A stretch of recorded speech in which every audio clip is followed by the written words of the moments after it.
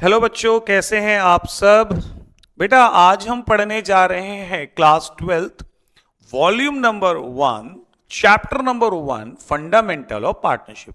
बहुत प्यारा सिलेबस है बेटा, बहुत मजेदार है। और जितना ज्यादा ये आपसे अच्छा बनने लगेगा, लाइक इसमें कैपिटल अकाउंट्स हैं और बहुत सारे अकाउंट्स हैं, तो आप लोगों को जितना ज्यादा आपका बेसिक्स स्मार्ट होगा ना मेरा बच्चा, उतना आने वाले सारे चैप्टर जो वॉल्यूम 1 है वो डेफिनेटली बहुत अच्छे से बनेंगे।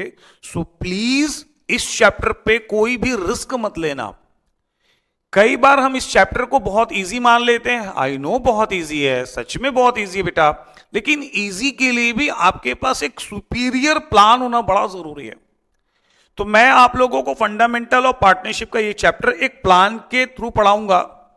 मेरी कोशिश ये होगी इसमें सारे टीएस ग्रेवाल हो जाएं, सारे एमसीक्यूज हो जाएं, केस बेस वाले क्वेश्चंस भी हो जाएं। तो जितनी भी टेक्निकल चीजें जो एग्जाम्स में आने वाली हैं वो सारी चीज मैं कवर करने की कोशिश करूंगा। इस वजह से मैं इस चैप्टर को थोड़ा धीरे धीरे और अच्छे से पढ़ाने की कोशिश करूंगा। बच्चों बहुत बार देखिए मेरे यहां पे सिलेबस के अंदर में बार बार मैंने इस सिलेबस को कुछ इस तरह से बनाया जहां मैंने एमसीक्यूज रखे हर एक टॉपिक के बाद। हर टॉपिक के बाद हमारे पास बहुत सारे एमसीक्यूज भी होंगे, और जितने ज्यादा आप मेरे साथ कनेक्ट रहोगे और जितने बार मैं हर चैप्टर, जब भी मैं कोई वीडियो तैयार करूंगा इस चैप्टर को, तो मेरा पूरा फोकस होगा कि प्रैक्टिकल्स तो आपसे बने। इसके अलावा अगर इस चैप्टर से कोई एमसीक्यू आए तो वो भी आप अच्छे से बना लो। इस चैप्टर से किसी भी प्रकार का कोई केस बेस वाले क्वेश्चंस भी आएंगे तो आप बन जाए। मींस मैं पूरा चैप्टर कवर करने की कोशिश करूंगा। बस उम्मीद करता हूं आप बने रहिएगा। और अगर आपको ये लेक्चर अच्छी लगे, अगर आपको लगे कि ये आपके लिए हेल्पिंग है, हेल्पफुल है, तो आप अपनी क्लास के बाकी दूसरे बच्चों को भी ये वीडियो शेयर कीजिए। कोई फीस नहीं है इस क्लास की, फ्री ऑफ कॉस्ट क्लासेस है बेटा। सारे बच्चों को भेजिए, जो भी 12th स्टैंडर्ड के बच्चे हो, सारे के सारे बच्चों को आप ये वीडियोस जरूर भेजिएगा। तो बच्चों पूरी प्लानिंग मैंने आपको कही कि ये चैप्टर सिर्फ एक चैप्टर नहीं रहेगा, मेरे लिए एक टारगेट की तरह होगा कि सारे के सारे बच्चों से ये क्वेश्चंस और जितने भी प्रैक्टिकल सारे वो सारे के सारे बने। तो मैं बहुत ज्यादा इस चैप्टर को बहुत डीप में जाके पढ़ाने की कोशिश करूंगा। शुरुआत थोड़े जल्दी जल्दी करते हैं क्योंकि सारे बच्चे जानते हैं, क्योंकि 11th क्लास में सभी लोग जानते हैं कि सोल प्रोप्राइटर क्या होता है। जिस भी बिजनेस का बेटा एक ऑनर होता है उसको हम कहते हैं सोल प्रोप्राइटर। सोल प्रोप्राइटर जो होता है ना बेटा, जो बिजनेसमैन होता है, अकेले बिजनेस को करता है। तो जैसे ही सोल प्रोप्राइटर अकेले किसी बिजनेस को करता है ना बेटा, तो उसके साथ ना बहुत सारे डिसएडवांटेज आ जाते हैं। सर एडवांटेज, हाँ एडवांटेज भी हैं बहुत सारे, लेकिन बहुत सारे उसके डिसएडवांटेज भी हैं। क्या है सर? अनलिमिटेड लाइबिलिटी है सोल प्रोप्राइटर के साथ, और सर्टन लाइफ है, कभी भी है कभी भी मर गया सोल प्रोप्राइटर, दुकान बंद तेरी।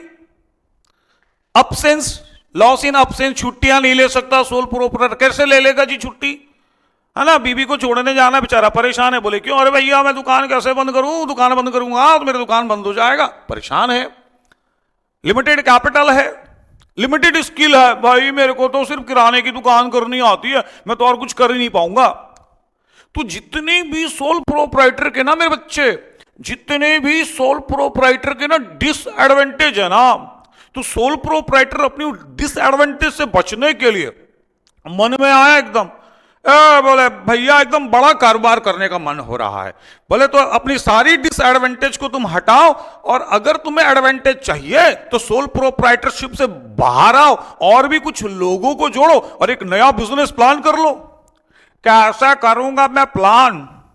कोई भी बिजनेस करने के लिए बहुत पैसा, बहुत सारा लोग चाहिए। वही तो कह रहा हूं, अरे यार वही तो कह रहा हूं मेरे भाई, सोल प्रोप्राइटरशिप से बाहर आ।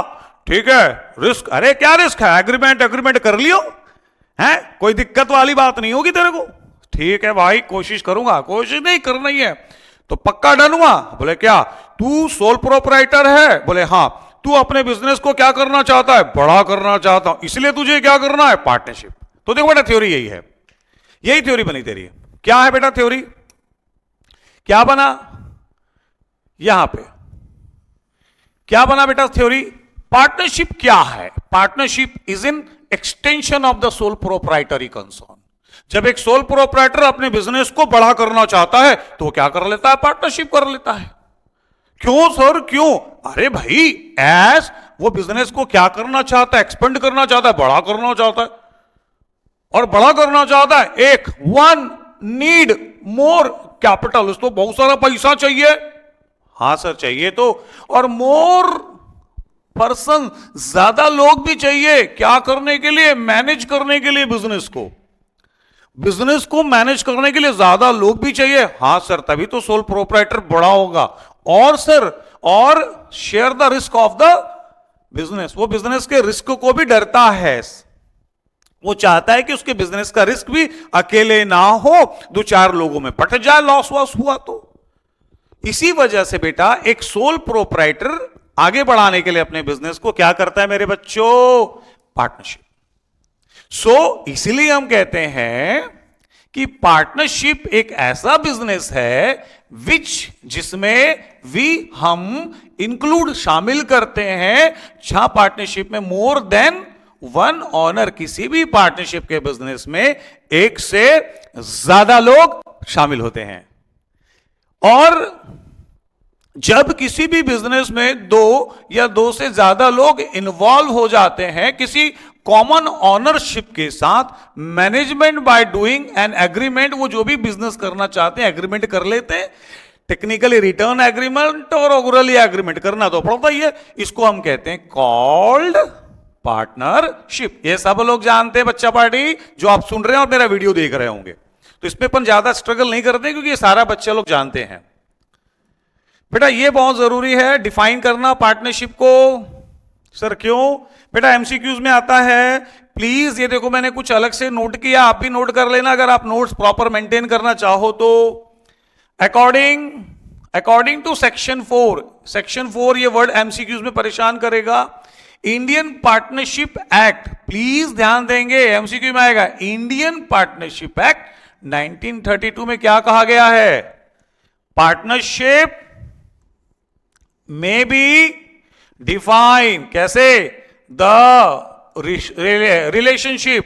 रिलेशनशिप बिटवीन दी पर्सन, लोगों के बीच में एक ऐसा रिश्ता जो तैयार है share the profit of a business के प्रॉफिट को बांटने के लिए, कैरी बाय ऑल, वो सब मिलके उस दुकान को चला सकते हैं, और any of that acting for all, मतलब सर सब मिलके भी उस कारोबार को कर सकते हैं मेरे छात्रों। और अगर मान लीजिए कोई, मैं जैसे मेरे पास बहुत पैसा है और तू जो वीडियो देख रहा है ना, तेरे पास समय है।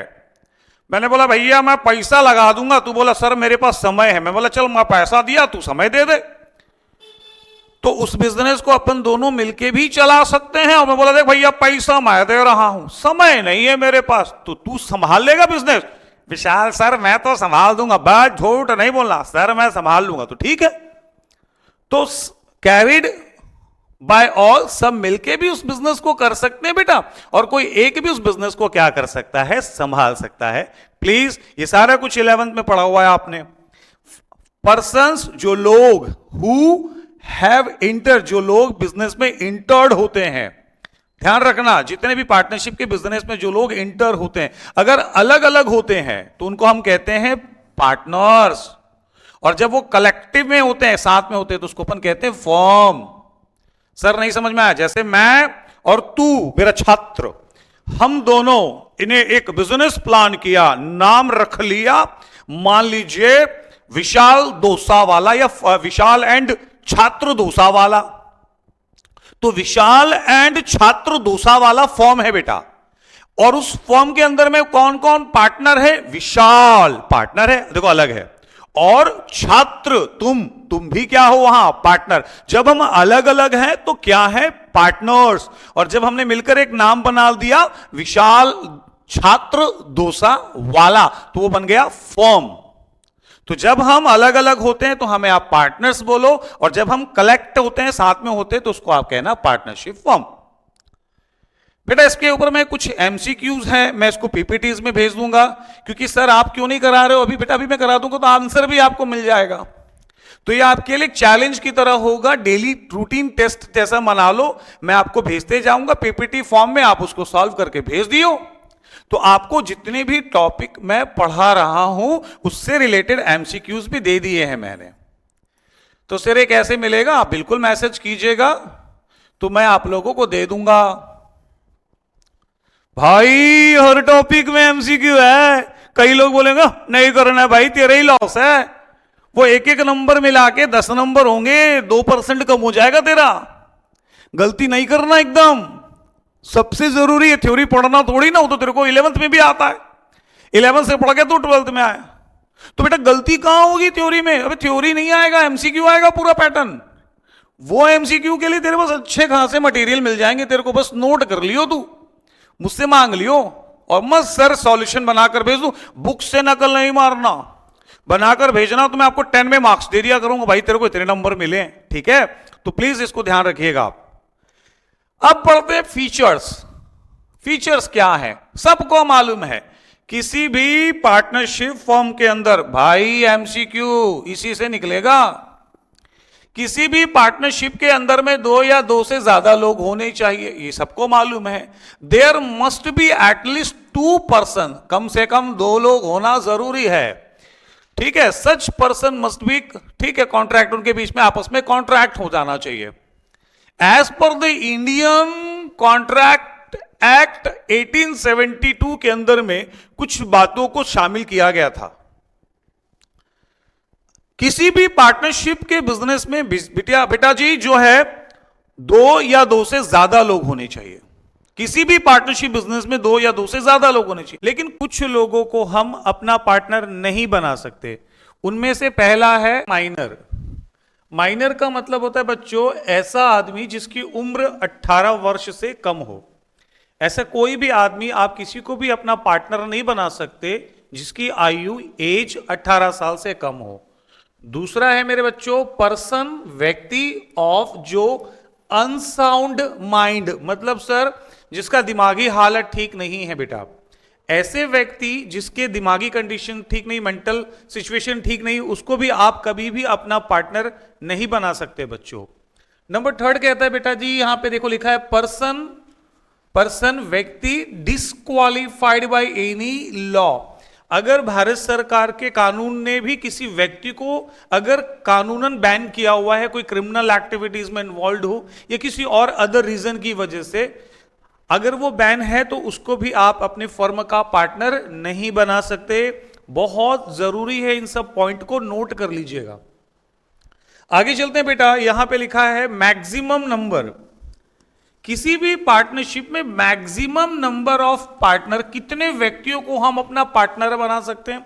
मानता हूं आप सबने फट से आंसर बोल दिया होगा सर 50, लेकिन फिर भी कुछ एक्ट को ध्यान रखिएगा, एग्जाम में आ सकते हैं एमसीक्यूज में।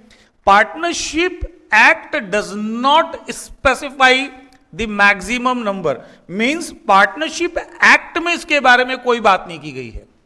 पार्टनरशिप एक्ट में मैक्सिमम नंबर को लेकर किसी प्रकार की कोई बातचीत नहीं हुई है। बट द सेंट्रल गवर्नमेंट, हमारी जो केंद्र सरकार जी है, उन्होंने कहा है कि मैक्सिमम नंबर ऑफ पार्टनर्स किसी भी पार्टनरशिप फॉर्म में बेटा मैक्सिमम नंबर जो है पार्टनरशिप में वो होंगे 50। ये कौन सा रूल कह रहा है? Rule 10 of the companies rules 2014। ये नोट करना है आपको बच्चों। आप क्या करते हो, ऊपर ऊपर का पढ़ लेते हो, 50 52 होने चाहिए मिनिमम, मैक्सिमम 50, लेकिन ये बात नोट करना बड़ा जरूरी है मेरे बच्चा, याद से नोट कर लेना। एक बहुत जरूरी टॉपिक, बहुत बहुत ज्यादा इंपॉर्टेंट टॉपिक है मेरे बच्चे। ये टॉपिक पर डिस्कस करना बड़ा जरूरी है, इसको अपन शॉर्टकट नहीं कर सकते। कुछ देर पहले मैंने ऊपर में कहा किसी भी माइनर को आप अपना पार्टनर नहीं बना सकते। माइनर जिसकी उम्र 18 वर्ष से कम हो वो हमारी फर्म का पार्टनर नहीं हो सकता, लेकिन वो प्रॉफिट में पार्टिसिपेट कर सकता है। सर कैसी बातें कर रहे हो आप, पार्टनर नहीं है लेकिन प्रॉफिट में हिस्सेदारी मांग सकता है। तो सुनिए, मैं और मेरा एक दोस्त ललित, हम दोनों मिलकर एक एजेंसी का कारोबार कर रहे थे। हम दोनों के बीच में बाकायदा एग्रीमेंट हुआ है कि प्रॉफिट का शेयरिंग किस तरह से करना है, मगर कुछ विशेष परिस्थितियों में हमारे मित्र का मान लीजिए स्वर्गवास हो गया, डेथ हो गई। अब क्या हुआ, उसके डेथ होने के बाद मैं अकेला बच गया पार्टनर में, लेकिन एग्रीमेंट में अभी भी उसका नाम है। तो सब लोगों ने कहा अरे भैया ये काम करो, ललित के बच्चे को भी आप अपना पार्टनर बना लो। मैंने कहा जब तक वो 18 साल का नहीं होता तब तक मैं उसको अपना पार्टनर नहीं बना सकता। तो बोले यार फिर कैसे करेंगे? मैंने कहा पार्टनर नहीं बना सकता बेटा, लेकिन जब तक वो 18 वर्ष का नहीं हो जाता तब तक उसके हिस्से की प्रॉफिट की रकम मैं उसको दे दूंगा, यानी प्रॉफिट में हिस्सेदारी दे दूंगा, पार्टनर नहीं बना सकता। तो लोगों ने पूछा कब बनाओगे? 18 वर्ष हो जाएगा तो मैं उसको अपना पार्टनर भी बना लूंगा। मींस ऐसे माइनर को हम अपना पार्टनर तो नहीं बना सकते बेटा, लेकिन प्रॉफिट में हिस्सेदारी जरूर दे सकते हैं। मैं बार बार कह रहा हूं, मैं एमसीक्यूज बहुत ज्यादा ध्यान से पढ़ाऊंगा आप लोगों को। इसके बाद अगर आपको एमसीक्यू में क्वेश्चंस चाहिए होंगे तो ये मेरा नंबर है, आप मुझे इस नंबर पे व्हाट्सअप कर जो बच्चे मेरे सेंटर के हैं, जो मेरे यहां पढ़ रहे हैं, वो तो खैर जानते हैं, ऐसे बच्चे जिनको और एमसीक्यूज की प्रैक्टिस करनी हो, आप मेरे से पीपीटीज में मांग लीजिएगा, मैं आपको व्हाट्सएप में सेंड कर दूंगा। आप बकायदा आंसर बनाकर मुझे भेज दीजिए, मैं आपकी कॉपी में चेक कर लूंगा, और कोई भी मार्क्स होंगे तो वो भी दे दिया करूंगा बेटा।